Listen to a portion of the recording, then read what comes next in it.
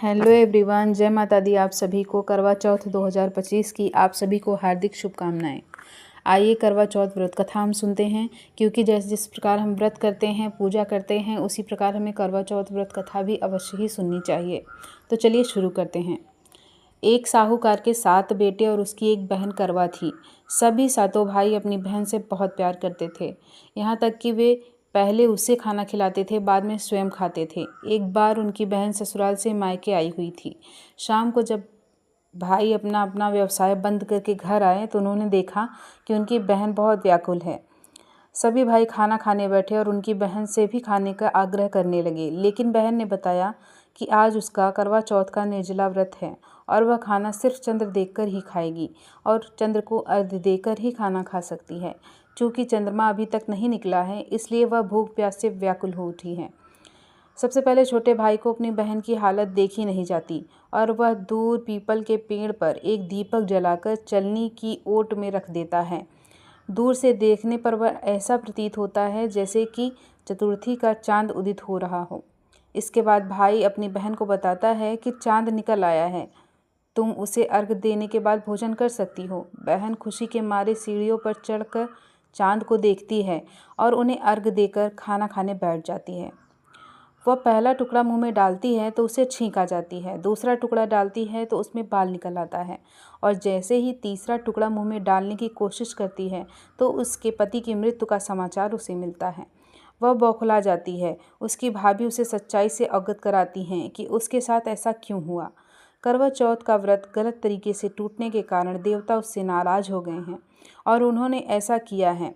सच्चाई जानने के बाद करवा निश्चय करती है कि वह अपने पति का अंतिम संस्कार नहीं होने देगी और अपने सतीत्व से उन्हें पुनर्जीवन दिलाकर रहेगी। वह पूरे 1 साल तक अपने पति के शव के पास बैठी रहती है, उसकी देखभाल करती है, उसके ऊपर उगने वाली सुई घास को वह एकत्रित करती जाती है। 1 साल बाद फिर करवा चौथ का दिन आता है। उसकी सभी भाभियाँ करवा चौथ का व्रत रखती हैं।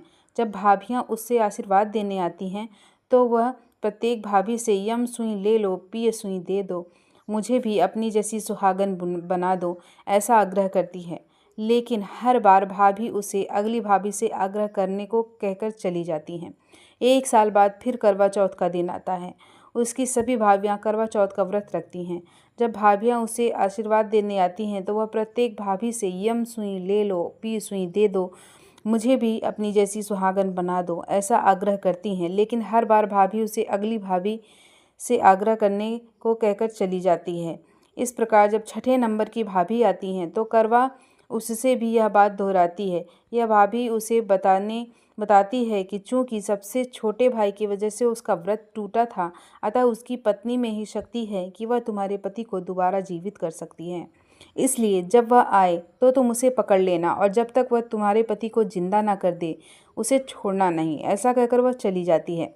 सबसे अंत में छोटी भाभी आती है। करवा उनसे भी सुहागन बनने का आग्रह करती है, लेकिन वह टाल मटोल करने लगती है।